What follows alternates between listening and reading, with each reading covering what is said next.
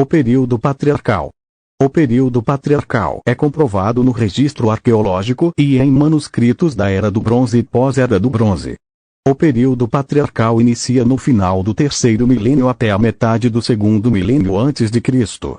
O corpo da maioria dos patriarcas e das matriarcas estão em Israel. Em Gênesis 12, é descrito que Abraão domesticou camelos. O obelisco negro de Salmaneser e descreve a domesticação do camelo. Temos em Berseba o poço de Abraão.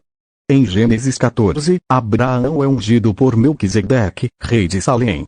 Os indicativos históricos apontam que Salém se tornaria Jerusalém no futuro. Os arqueólogos encontraram o seu templo em Jerusalém há alguns anos.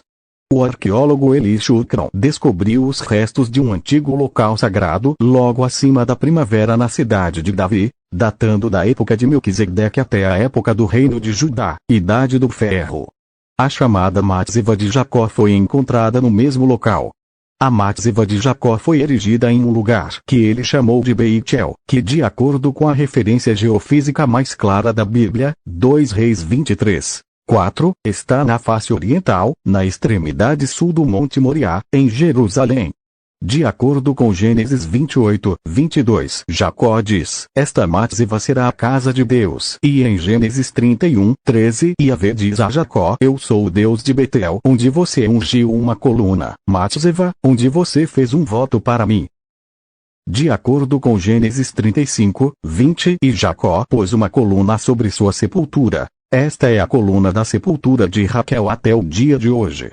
O uso da palavra exclusiva pode ser encontrado em Gênesis 28:18, 28:22, 31:13, 31:45, 35:14, 35:20, Êxodo 24:4, Deuteronômio 16:22 e Oséias 3:4.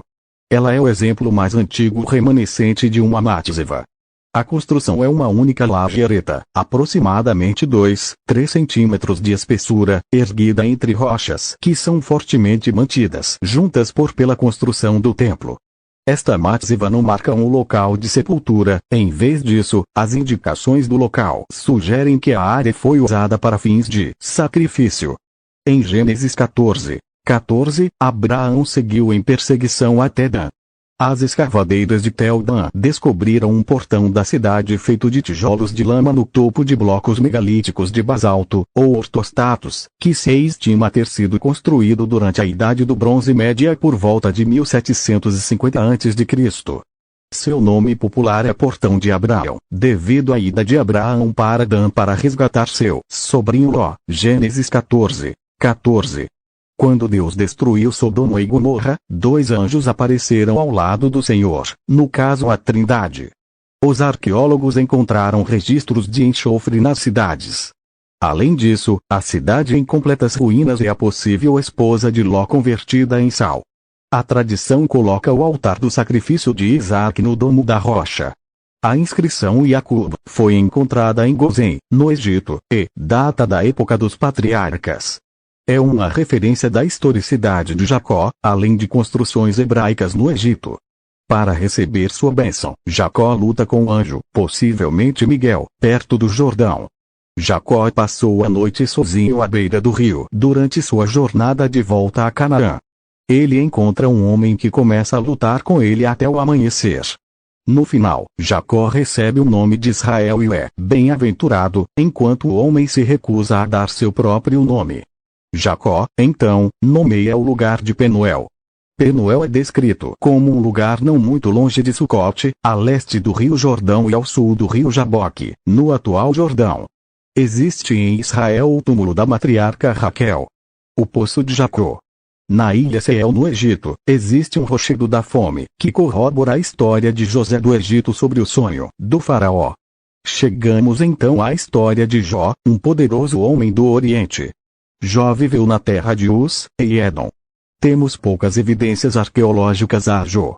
No entanto, no capítulo 28 de Jó, fala sobre a riqueza do homem e menciona locais de mineração.